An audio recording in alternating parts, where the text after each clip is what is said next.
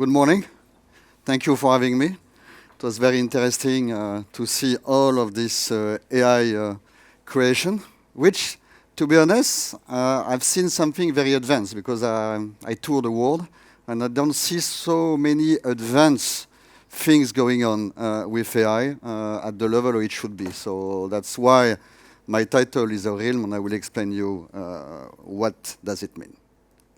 So first, let's introduce myself briefly. I'm Herve Marchet de Meurival. I'm Head of Education at Amazon Web Services, in charge of Turkey, Africa, and Middle East. I've been in this industry for a long time, for more than 40 years. I've been out of France. You can recognize my accent, so you know that I'm French.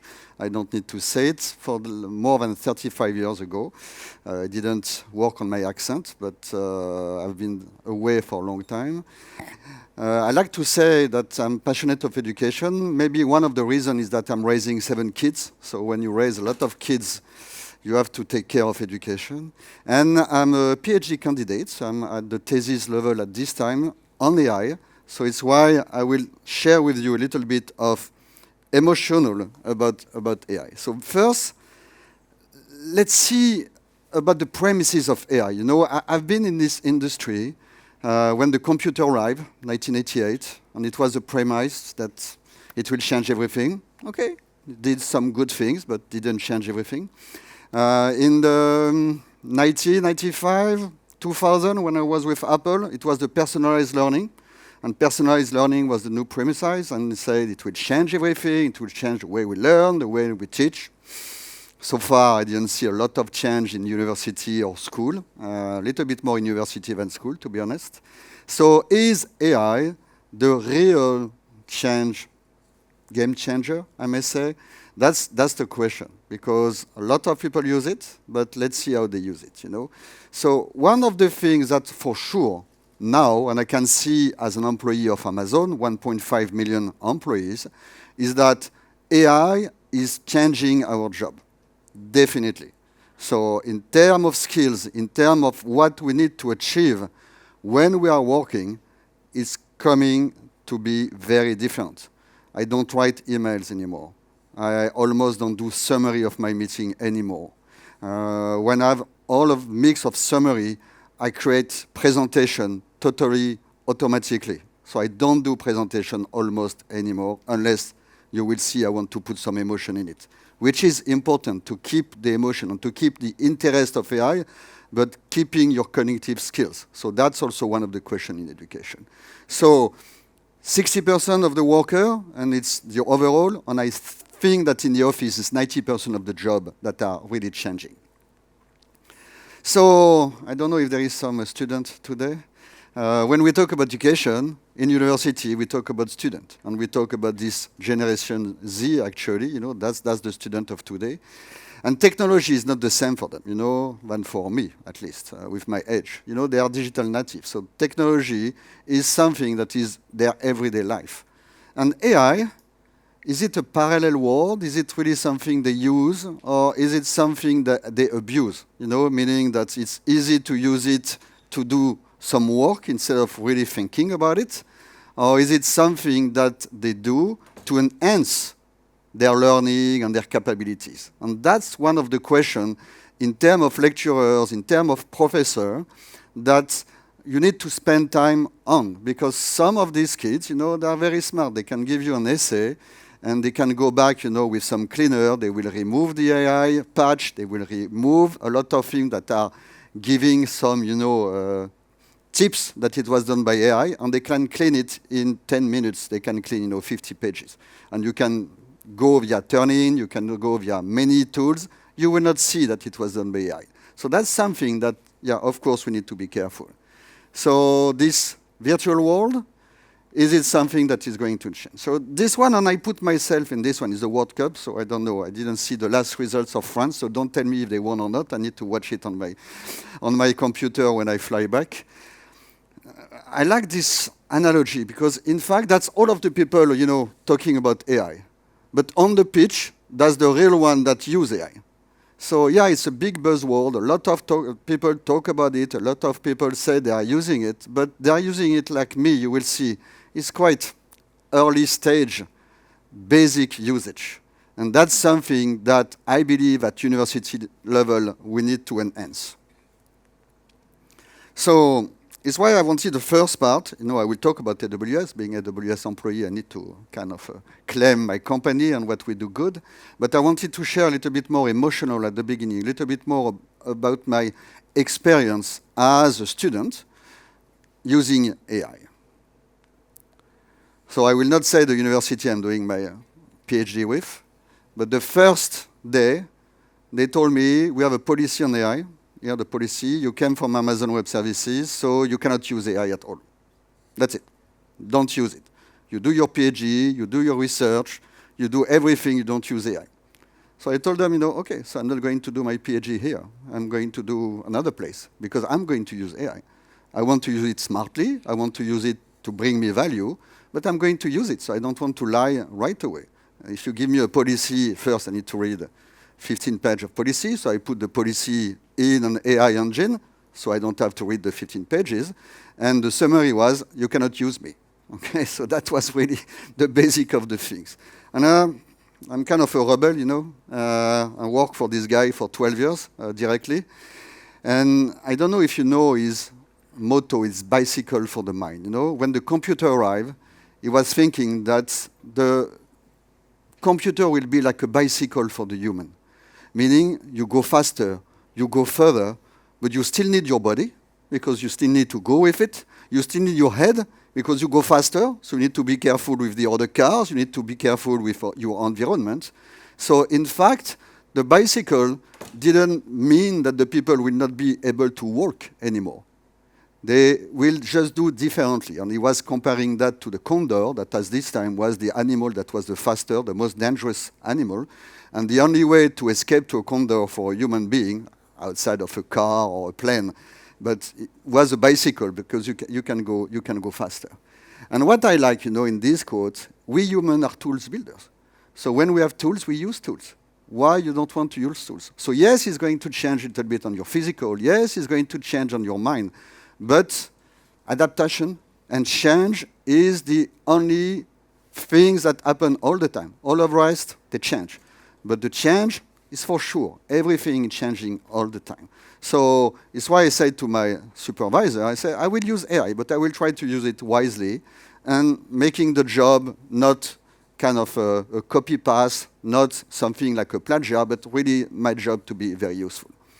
So literature review, so for a lot of doctors here. So I'm sure that literature reviews, when you have a full-time job, to read, you know, 10, 15, 20, 50 articles, take a lot of time and energy. And in fact, you read a lot of articles that are useless.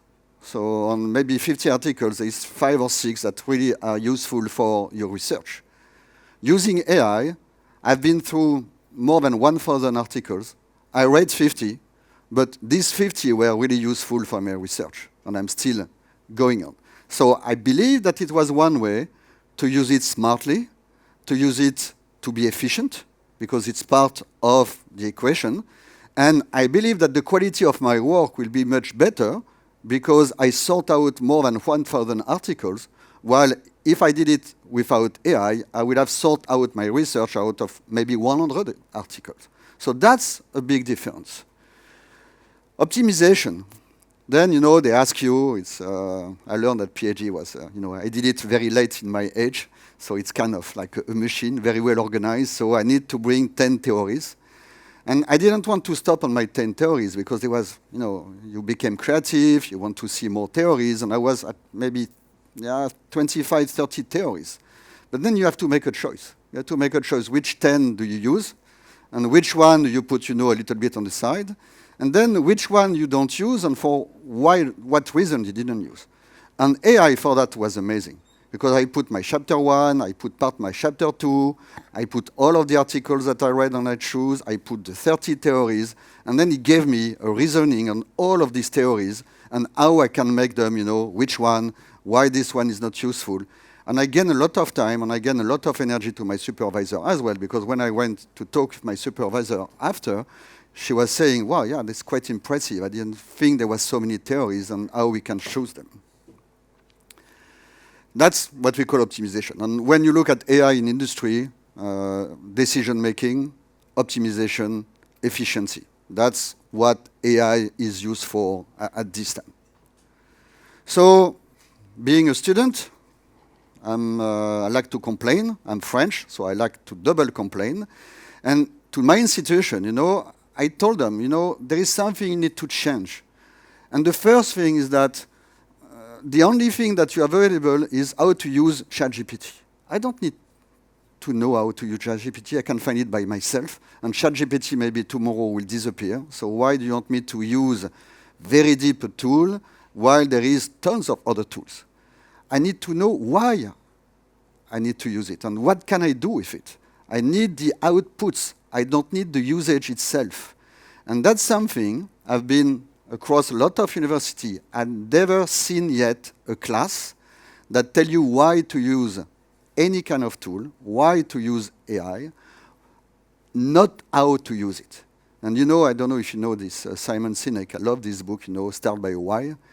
Starting by a why is always very important. I'm on the board of one university in the United Arab Emirates, and there was this mogul from the Silicon Valley, great company, billions company, and he was saying, I don't need kids to have one or two tools. I want the kids to have all of the tools. So that's important. And they will figure out how to use it, but they need to know why to use it. The metacognition, I'm more than 60. I've been around, 35 years out of my country. I lived really in 5 different countries on 4 continents.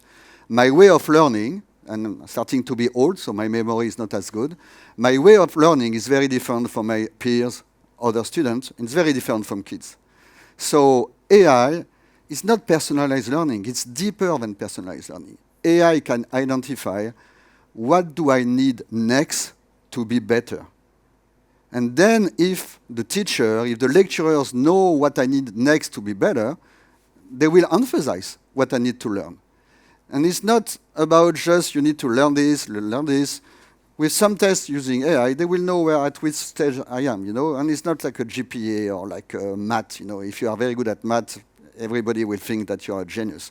But sometimes it's true, but sometimes it's not true. The real life bring you some other value, some other knowledge.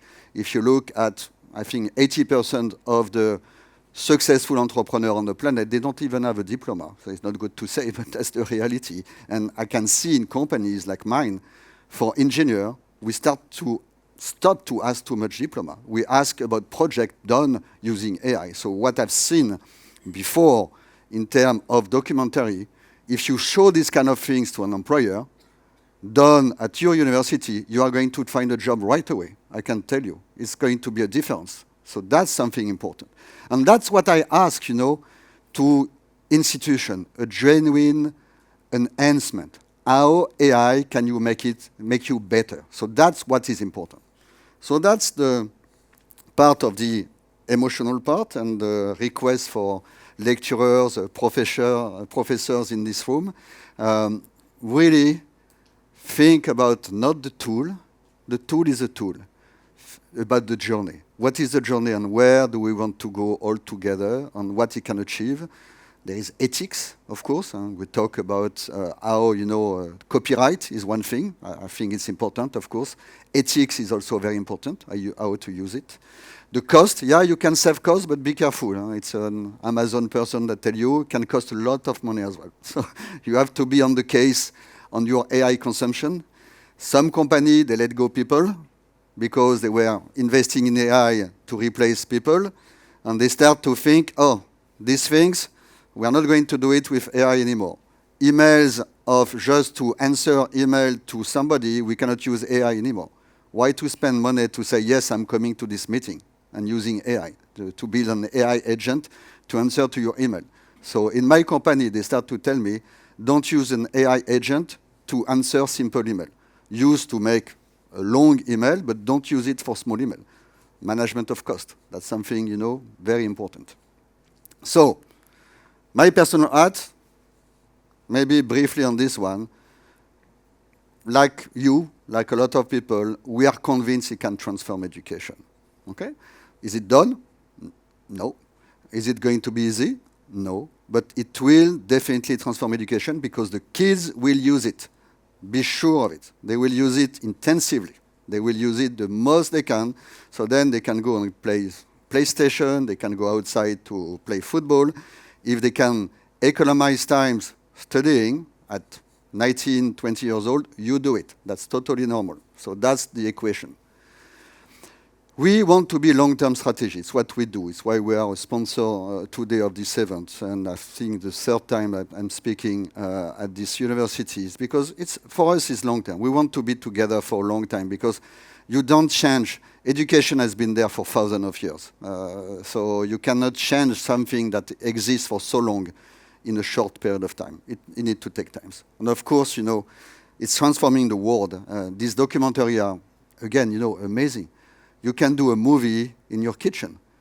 And then if you find the producer or if you find the network to make it, 72 languages at once. You can build a movie, 72 language, with the people speaking with your lips on your own language. This thing is just amazing. It's just something that surprised me every day. So that's something. So, industry, I was talking about the degree, vulnerable to disruption. That's something that I can see in the company. A lot of people, they are scared for their job. They are scared for what they have been doing, and is my job relevant, you know? And you see that in some, you know, marketing. One of my sons was in digital marketing, and he was doing copywriting. Copywriting, you know, it's not dead, but it's not in a good position. It's very difficult to. So the way he told me, he said, you know, the way I kind of save my job is that instead of having one customer, now I've got 5 customers a week. So I can do more efficiently, you know, the job. So I cannot have only one customer and write, you know, a nice website for 1 week. I need to be able to have 5 or 6 customers. So I have my business keep going.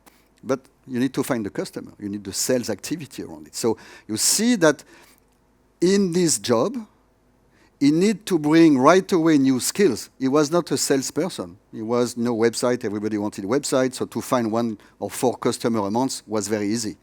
To find 20, 25 customers a month is very difficult.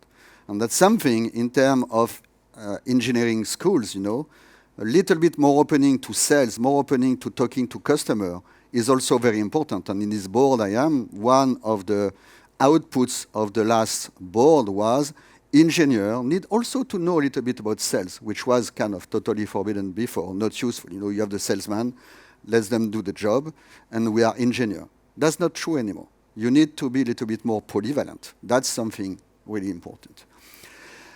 Protected, say so far, medicine, pharmacy, but when you see, you know, on the IRM, you know, MRI, sorry, in English, 90% now of the MRI is first watched by AI, and then the doctor at the end will give the view.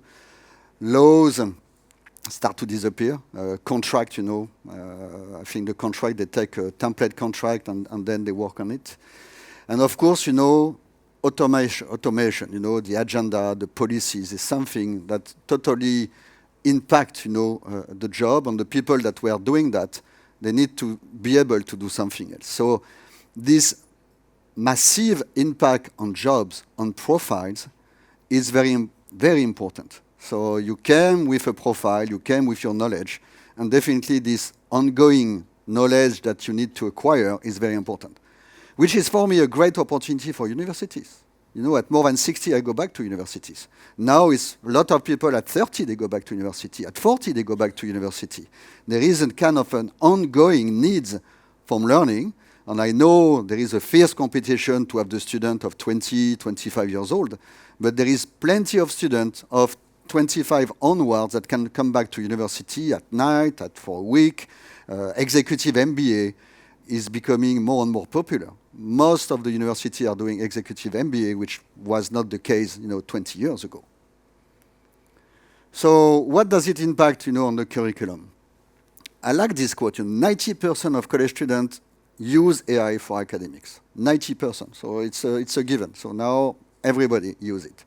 Even, you know, the one in science, in history, you can see the documentary, you know, a lot about history.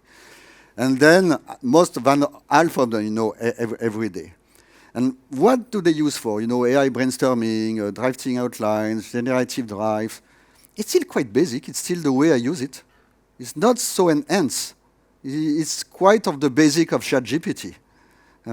We have tools named Bedrock, where you have all of the tools that are available. We have ChatGPT, we have Lava, we have many Anthropic, Claude. And the thing is that most of the usage I see, people use one tool to do everything.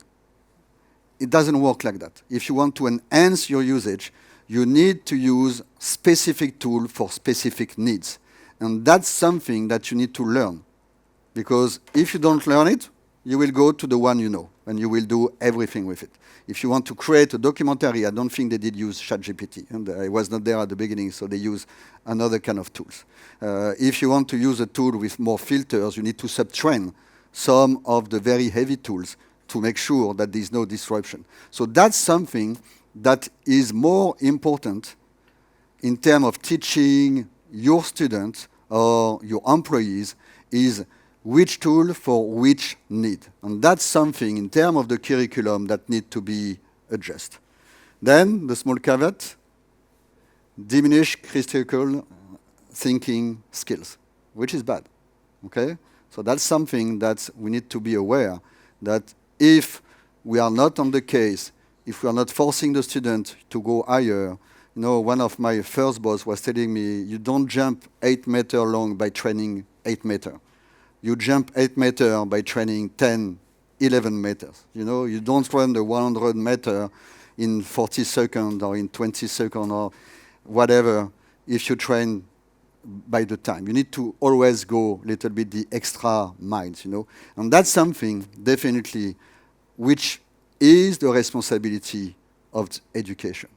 Need to make sure that they build some other skills, some other value in their learning.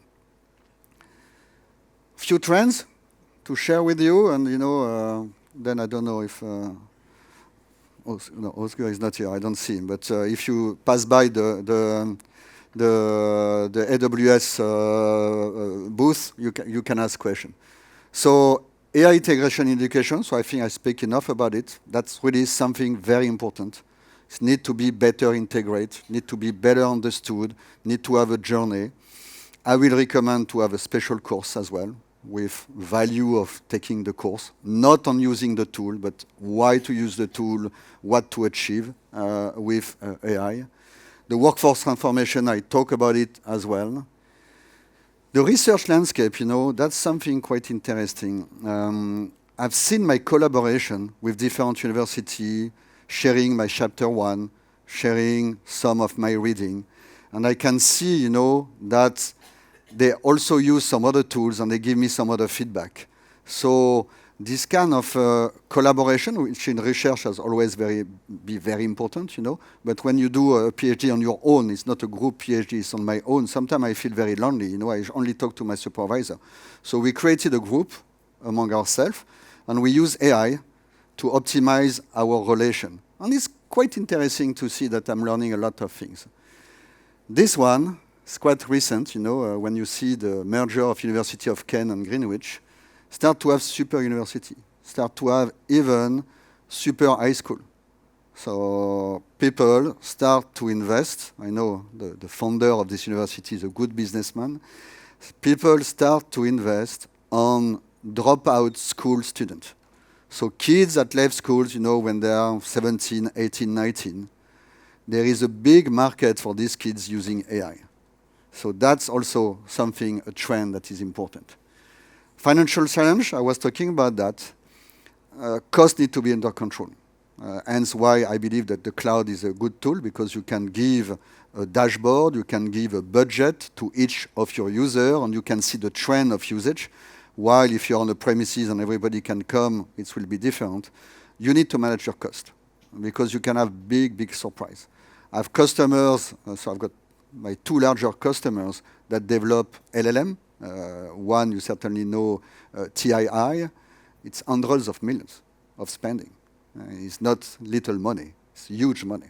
So that's something in terms of trend that the CFO of groups, CFO of university need to understand in relation with the IT management. Challenge,